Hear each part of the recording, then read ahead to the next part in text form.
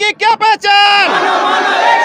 बाबा साहब अमर रहे, बाबा साहब अमर रहे, बाबा साहब अमर रहे, भारतीय संविधान अमर रहे। हमारा संविधान बनाया था और इन्होंने ही हमें बौद्ध धर्म के बारे में बताया था कि बौद्ध धर्म क्या है और हमें इन पाखंडवाद से हमें दूर किया था कि क्या असलियत है और क्या हम लोग को करना चाहिए, कैसे रहना चाहिए और हमारे हक के लिए हमें लड़ना सिखाया था। अगर हम प्रतीकों की बात करें, क्योंकि आज बहुजन समाज के लोगों ने अपने घरों में प्रतीकों का परिवर्तन किया, जैसे कि उनके घर में देवी देवताओं की तस्वीरें होती थी, मूर्ति होती थी, उनको बाहर निकालकर उन्होंने बाबा साहब या बहुजन महान पुरुषों या महाकर्ण तथागत बुद्ध को रख दिया।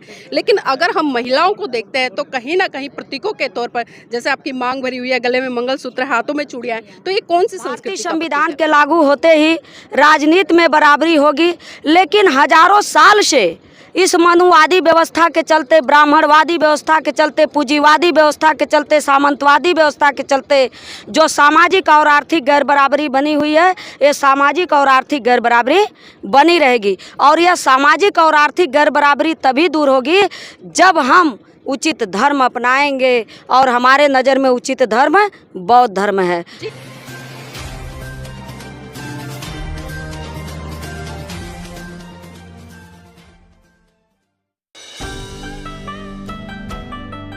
नमस्कार, आप देख रहे हैं एनबी न्यूज़ 24x7 नीलम बौद्ध के साथ। और साथियों, जिस तरह से हम देख रहे हैं कि भारत देश के कोने कोने में आजकल बौद्ध सम्मेलन की भरमार हो रही है, क्योंकि कहीं ना कहीं भारत की जो अच्छी और सच्ची धरोहर है उसको लौटाने के लिए जो बौद्ध धर्म के लोग हैं या बौद्ध धर्म के अनुयायी हैं या बौद्ध भिक्खु हैं, वो बहुत बड़े स्तर पर काम कर रहे हैं। और इसी कड़ी में आज हम पहुँचे उत्तर प्रदेश के आजमगढ़ में, जहाँ पर कि भंते चंद्रिमा जी के नेतृत्व में आज एक विशाल महासम्मेलन होने जा रहा है। यहाँ पर तमाम उपासक उपासिकाएं आए हैं, उनसे जुड़ने का प्रयास करेंगे और जानना चाहेंगे कि आज वर्तमान समय में जो धर्म है उसको किस तरह से देखते हैं। आपका नाम क्या है? मैम, मेरा नाम डॉक्टर गीता है। मैं वर्तमान में सदस्य जिला पंचायत मेहनाचुर, बसपा नेत्री, विधानसभा में नगर, आजमगढ़, उत्तर प्रदेश। जी गीता जी, आज जो धर्म की भूमिका है, किस तरह से देखते हैं कि एक व्यक्ति के जीवन में धर्म किस तरह से काम करता है?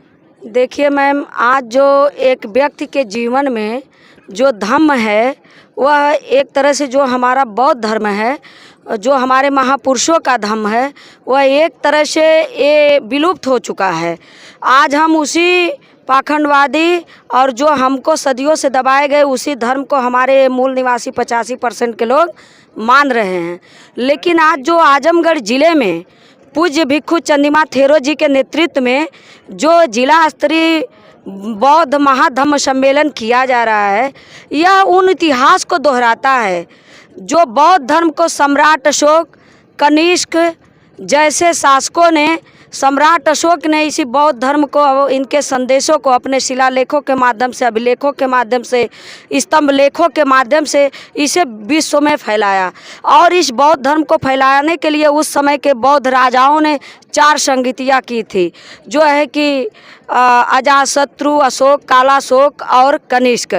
तो उसके बाद ये हमारा जो है कि ये जो बौद्ध सम्मेलन विलुप्त हो चुका था, लेकिन धन्य हो पूज्य भिक्खु चंद्रिमा थेरो जी, जो अध्यक्ष धम्मा लर्निंग सेंटर सारनाथ वाराणसी, पूर्व अध्यक्ष अंतर्राष्ट्रीय बौद्ध संघ उत्तर प्रदेश लखनऊ, इनके नेतृत्व में ये जो विशाल बौद्ध धम्म सम्मेलन हो रहा है, ये फिर से उसी अपने बौद्ध राजाओं के, जिनके द्वारा यह बौद्ध सम्मेलन किया गया, उसे बौद्ध धर्म को जीवित करने के लिए यह आजमगढ़ में विशाल बौद्ध धम्म सम्मेलन किया जा रहा है, जिससे हमको ये बड़ा हर्ष हो रहा है कि यह इतिहास में ये 4 बौद्ध संगतियों के बाद जो ये हमारे आजमगढ़ ज़िले में आज के आधुनिक युग में ये प्रथम संगति हो रही है, जो पूज्य भंते चंद्रिमा थेरो जी के नेतृत्व में हो रही है। तो हम सभी आजमगढ़वासी इतने गौरवान्वित हैं, इतने पुण्य कार्य को किए हैं कि जो है कि आज इस बौद्ध सम्मेलन में भाग ले रहे हैं। तो गीता जी, क्या लगता है, इस तरह के बौद्ध सम्मेलन जब भारत देश में होंगे, भारत देश के कोने कोने में होंगे, तो क्या जो एक लोगों का जीवन है या उनका आचरण है उसमें कितने बड़े स्तर पर बदलाव आएगा? देखिए मैम,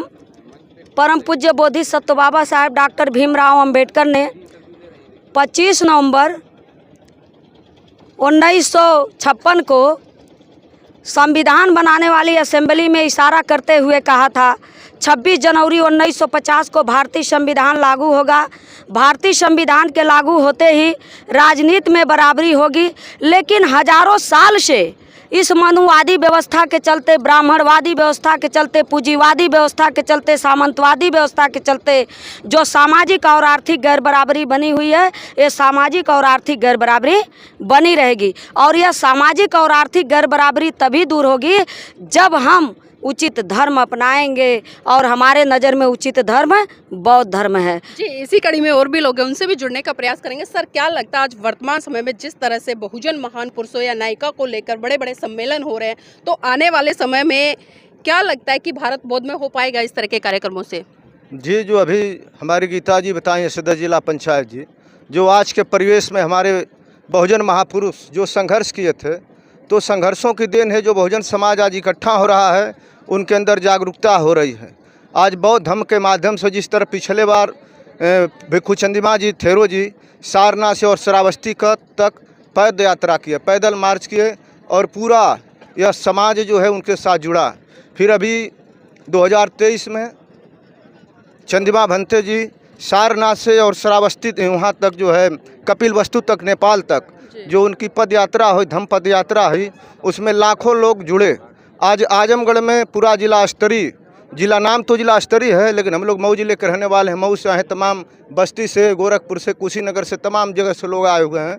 तो इस तरह जब कार्यक्रम होगा तो आज तो बहुजन समाज जुट रहा है। बहुजन समाज में खास करके जो बाबा साहब डॉक्टर भीमराव अम्बेडकर जी को मानने वाले हैं, उनके अनुयायी हैं, वे लोग जुड़ रहे हैं। और जब ये जुड़ेंगे तो इसके बाद जो देश की जो पिछड़ी जाति लोग कहे जाते हैं, वो लोग अभी बौद्ध धर्म से दूरी बनाए हुए हैं, लेकिन वे भी जुड़ेंगे।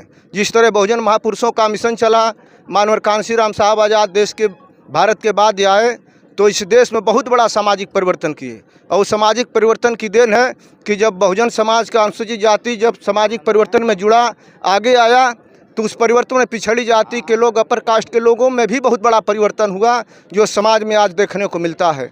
तो हमारे महापुरुषों ने जो संघर्ष किया था, उस संघर्ष की देन है कि यह जो आप देख रही हैं, और पूरे भारत में ऐसे अपने लोग पढ़ लिख करके आगे आ करके और धम्म कारवां को आगे बढ़ा रहे हैं, और धम्म के माध्यम से बहुत बड़ा परिवर्तन होने वाला है। जी, तो देखिए जिस तरह से यहाँ पर हमने बात की, और खासकर मैं बात वो कोट करूँगी परम पूज्य बाबा साहब की, 1956 में जिस तरह से परम पूज्य बाबा साहब ने हिंदू धर्म छोड़कर बौद्ध धर्म की शरण ली, और खासकर इस भारत देश के लोगों को एक संदेश दिया कि करुणा, मैत्री, भाईचारे का संदेश देते हुए एक ऐसे धर्म को फॉलो करें जिससे कि मानव कल्याण होगा। लेकिन आज विडंबना है कि भारत देश में जो धर्म जन्मा, पनपा, आज वो उसकी जो एक रूपरेखा है, या कहेंगी कि उसका जो वर्चस्व है, आज वो भारत में बहुत कम देखने को मिलता है। कहीं ना कहीं हम देख रहे हैं कि एक दूसरी संस्कृति है जो लगातार हिंदू राष्ट्र की बात करती है।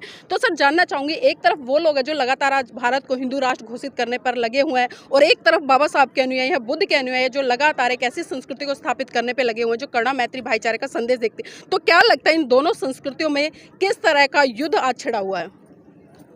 सबसे पहले तो मैं ये बताना चाहूँगा कि जो आज की स्थिति और परिवेश चल रहा है, जिसमें हम सभी लोग बटे हुए हैं, और कुछ मनुवादियों की वजह से जो है हम 85% को जो है एक दूसरे से जो है किसी न किसी कारण से जो है मतभेद करके जो है बांट दिया गया है। तो ये जो धम्म विचारिका हो रही है 2500 साल पहले हुई थी, उसके बाद जो है इस आजमगढ़ की धरती पे जो है पहली मर्तबा यहाँ पे जो है 10-20 नहीं जो है लाखों की तादाद में आप देख रही हैं जो है पूरा ग्राउंड भरा हुआ है। अभी हमें लगता है कि आधी संख्या आई हुई है, और अभी जो है रास्ते में जो है पूरी संख्या जो है रुकी हुई है। कई लोग, सभी लोग जो है किसी न किसी माध्यम से आ रहे हैं, और आपके चैनल के माध्यम बहुत बहुत साधुवाद आपको देना चाहेंगे, क्योंकि आप जो है दिल्ली से चल के यहाँ पे आई हुई हैं जो है। और ये जो संख्या है, मैं आपको बताना चाहूँगा जो है कि ये ना ही पैसे दे के लाया गया है, ना ही कुछ दे के लाया गया। ये स्वेच्छा से अपने मान, सम्मान, स्वाभिमान, अपने हक और अधिकार के लिए, अपने सम्मान को बचाने के लिए ये सारे लोग जो है पूरे जनपद से नहीं जो है जनपद से सटे हुए जितने भी और जनपद के लोग हैं, जैसे बनारस हो गया, आपका गाजीपुर हो गया, मऊ हो गया, जौनपुर हो गया, इस तरह से सभी लोग जो है यहाँ पे पहुँचे हुए हैं।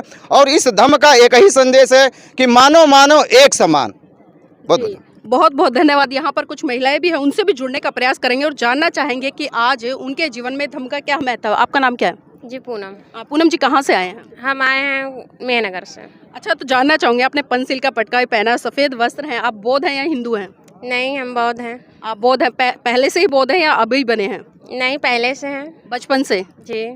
मतलब विवाह कैसे हुआ था? विवाह हमारा तो बौद्ध धर्म से ही हुआ है। बौद्ध धर्म से। तो घर में जो तमाम संस्कार है वो बौद्ध रीति से होते हैं या अन्य? जी जी। आपका नाम क्या है? चंदा देवी। चंदा देवी, जानना चाहूँगी, बौद्ध हैं या हिंदू हैं? नहीं, बौद्ध है। बौद्ध हैं। अच्छा, एक चीज़ जानना चाहूँगी, बौद्ध धर्म में अगर हम प्रतीकों की बात करें, क्योंकि आज बहुजन समाज के लोगों ने अपने घरों में प्रतीकों का परिवर्तन किया, जैसे कि उनके घर में देवी देवताओं की तस्वीरें होती थी, मूर्ति होती थी, उनको बाहर निकालकर उन्होंने बाबा साहब या बहुजन महान पुरुषों या महाकर्ण तथागत बुद्ध को रख दिया।